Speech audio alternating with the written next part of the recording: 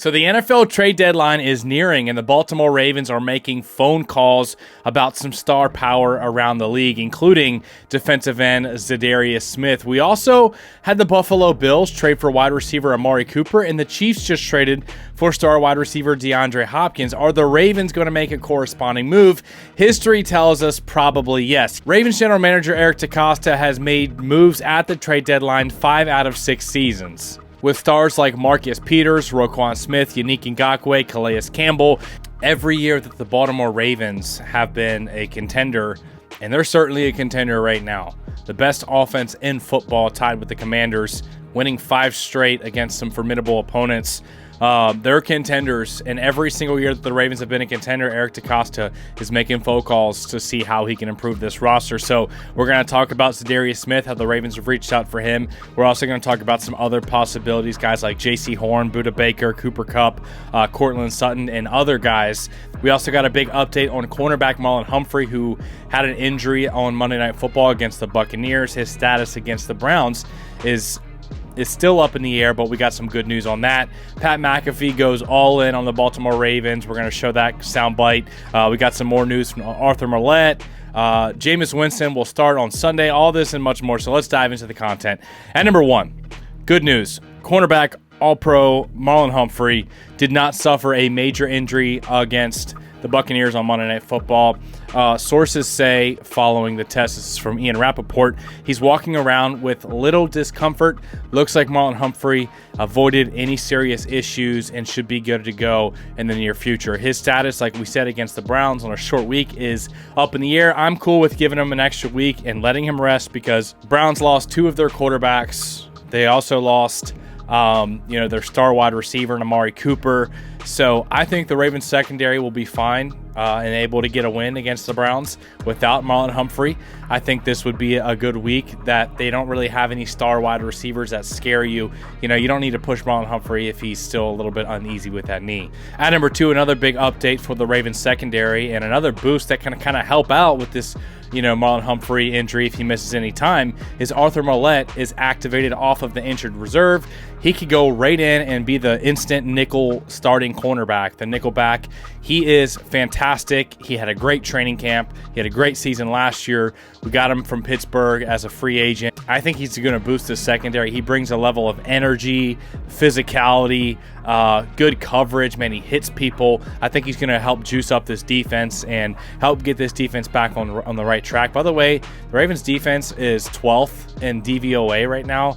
I saw another source that said they were 13th, so they're still top 15, top half of the league in DVOA. They got to clean some stuff up, some wide open coverage busts and stuff. The running back on Monday Night Football, Rachaad White leaking out for easy 20-yard gains, just uncovered. That stuff's got to get fixed, but the Ravens have talent on defense. They got to figure it out. At number 3, one guy they were looking to help kind of figure this out is defensive end Zadarius Smith. Started his career with the Baltimore Ravens, played for the Packers, the Vikings, and the Browns. And he's been a dominant pass rusher. He's still playing at a high level. He has 4 sacks this season. And the Ravens, it's confirmed, they called the Browns for his availability. After the Browns, of course, they're in rebuild mode right now. They just lost Deshaun Watson for the season. They already traded Amari Cooper. They're looking for the future right now and seeing who else they have on their roster that can play football. But, Zadarius Smith would be a big time addition to the Ravens pass rush because he can rush from multiple alignments. He can rush as a 3-tech, lining up over guards. He can rush out wide. He can line up as a 5-tech, head up over the tackle. He can rush from a lot of different alignments. And, Zadarius Smith, Odafe Owe, Calvin Noy, Yannick Ngakoue, I like that group more so than our group that we have right now. Another guy, obviously, like my dream trade candidate would be Max Crosby. Now, that would take a lot of cap restructures. It would take a lot of draft capital. I mean, probably at least a first-round pick, but probably more than that because, he's a star. He's like a top 10 player in this league and one of the best at his position, at a premier valuable position. He can instantly change games. We saw what he did against us in week 2. He took over the game and, sacked Lamar Jackson in the biggest moment absolutely terrorized our offense. That's what Max Crosby can do for you. So obviously that would be my premier trade target. Yes, I would give up a first round pick. I'd probably give up like a first and a third, to be honest. Like, I think he's that special. I think the Ravens having an elite pass rusher to deal with and game plan around with the secondary, the talent they have in the back end, and then other guys like Odafe Owe and Kyle Van Noy, and then the interior rushers and Matabike, just the simple presence of having Matabike and Max Crosby on the same defensive line it'd be absurd. And then Roquan Smith and Kyle Hamilton, yeah. Another edge defender that I saw rumored to be available is Saints edge Carl Granderson. This isn't like a big, household sexy name or anything, but he's a really good player. He's gotten better every single year. And this year, Carl Granderson has 29 pressures, which is tied for 6th among all edge rushers. And his 17.2 pass rush win rate is actually tied for 12th. Another guy I saw is Javon Holland, the safety from Miami. Budda Baker, the safety from Arizona. I've also seen Cortland Sutton. The Ravens tried to trade for him in the past, according to Jeff Zarebek and others. Cooper Kupp. There's a lot of names out there that could be available at the trade deadline. I think a premier pass rusher, whether I saw something thrown out there about Myles Garrett too, and I don't even know if he's available, but the idea of seeing Myles Garrett in purple and black, especially on like a primetime game, like all blacks, Myles Garrett. I mean, the Ravens are already like a scary football team. They're one of the best in the NFL right now. And the aura, as we like to say, that, Derrick Henry has in the all black on Sunday Night Football with Roquan Smith, and then you add in a possibility of like, a Myles Garrett, that would just be incredible. So yeah, a lot of names being thrown around right now by NFL insiders and other sports agencies saying these guys could be available, these guys aren't available. But we know when it's all said and done, Eric DeCosta, he's interested in building a bully. He's interested in winning a championship, and he's been very aggressive at the trade deadline in years past. I think I said earlier that it was 5 out of 6 years that he's been the GM. He's made a move.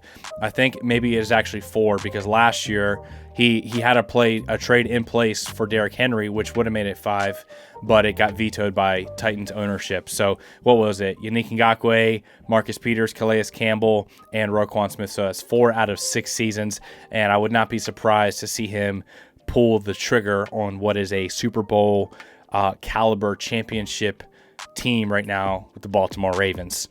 At number 4, you got to listen to what Pat McAfee says about Lamar Jackson and the Ravens pursuing that Super Bowl championship. He doubles down on the Ravens. Go ahead and take a listen. Pump for these Ravens. Listen. They look good. Everything that is held over Lamar Jackson's head is that he can't go. And then last year against the Chiefs, they're what, half a yard? Yeah. Mm-hmm. Half a yard. The punch out. Yeah. And it's all that's Lamar, you can't do it. It's like, well, do you want me to just go down and recover the fumble? I don't know what you want from me. It's like same thing that was happening with Kirk Cousins about some situations.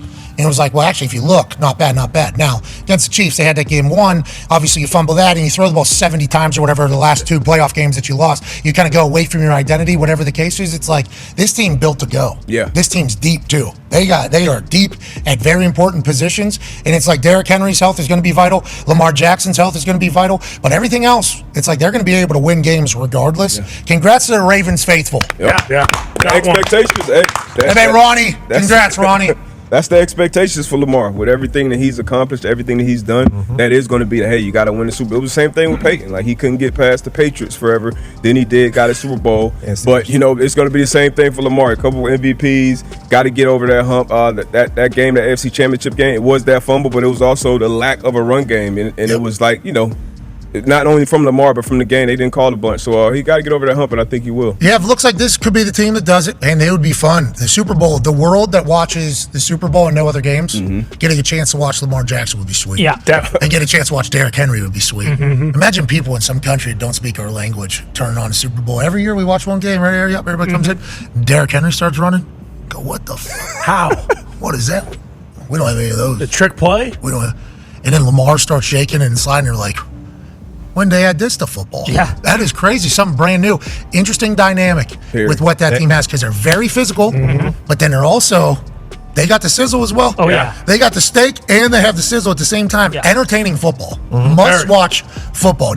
At number 5, the Baltimore Ravens will play against Jameis Winston. Now, this makes me sad because, first of all, I think Jameis Winston is the best quarterback on their roster. I also just like Jameis Winston as a person, and I really want to root for him. But obviously, I can't root for him this week. So, the Browns, great defense. The defense is still intact. They still got Zadarius Smith, still got Myles Garrett, still got Denzel Ward. They still have Jeremiah Owusu-Koramoah.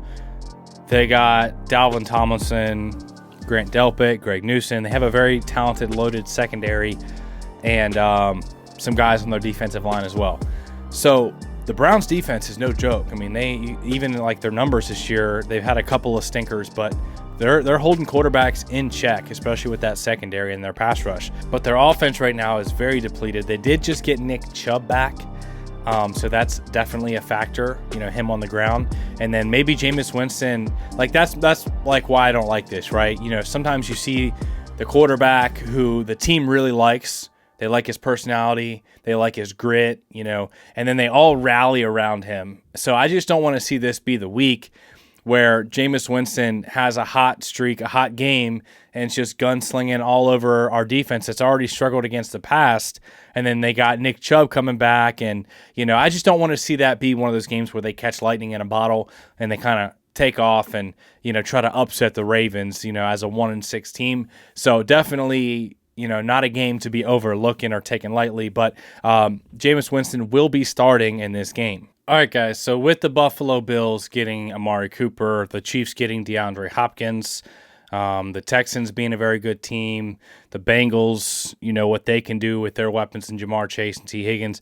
Do you think the Ravens need to make a trade? Do you think they should make a trade?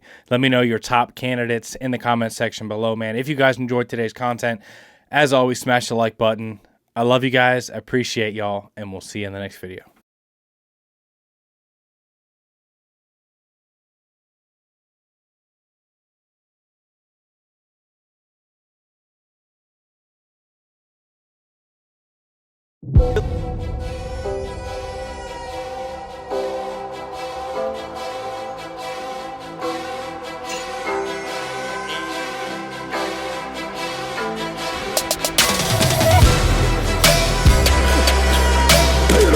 Ray, when he wasn't looking, he ran me over.